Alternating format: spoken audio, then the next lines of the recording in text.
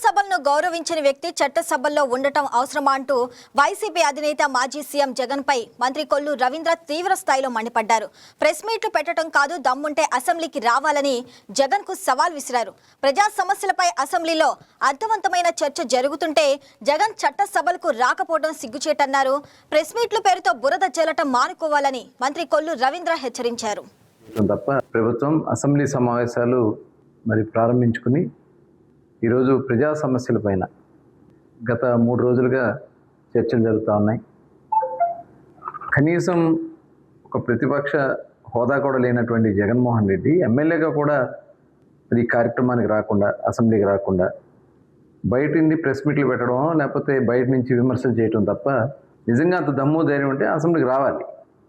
ఇవాళ ప్రభుత్వం చాలా చిత్తశుద్ధిగా ఇవాళ చూసాం, బలహీన వర్గాల రిజర్వేషన్ 34% రిజర్వేషన్ పెంచడానికి ఏ రకంగా చర్యలు తీసుకున్నారు, గతంలో ఏ రకంగా నష్టపోయారని చెప్పి డీటెయిల్గా ముఖ్యమంత్రి గారు నిన్న తెలియజేయడం జరిగింది.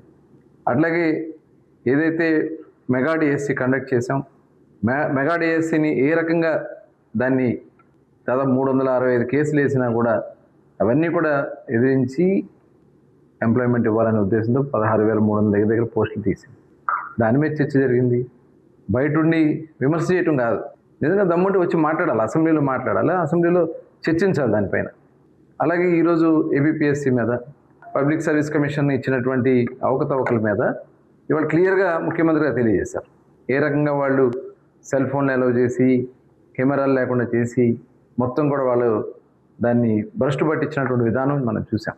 ఈ రకంగా రాష్ట్రాన్ని అన్ని రకాలుగా దిగజార్చినటువంటి జగన్మోహన్ రెడ్డి మళ్ళీ ప్రెస్ మీట్ల ముందుకు వచ్చి అభూత కల్పన చేస్తూ మాయమాటలు చెప్పడానికి ప్రయత్నం చేస్తాం. కానీ మేము చిత్తశుద్ధిగా ఉన్నాం, ప్రతిదీ చర్చిస్తున్నాం.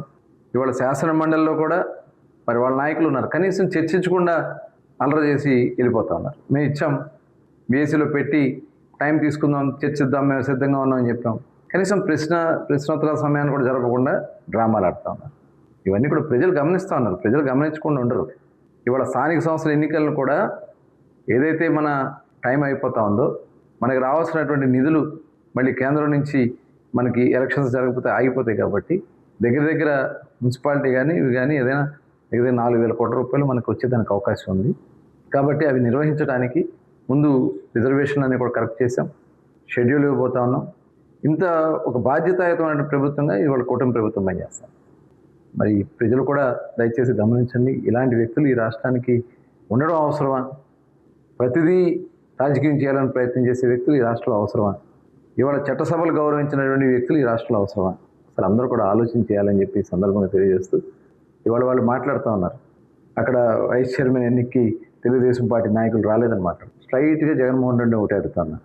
మరి అసెంబ్లీ, మరి చట్టసభగా ఉన్నటువంటి అసెంబ్లీలో స్పీకర్ ఎన్నిక జరిగినప్పుడు జగన్మోహన్ రెడ్డి ఏమయ్యాడు, వైఎస్ఆర్ పార్టీ నాయకులు ఏమయ్యారు?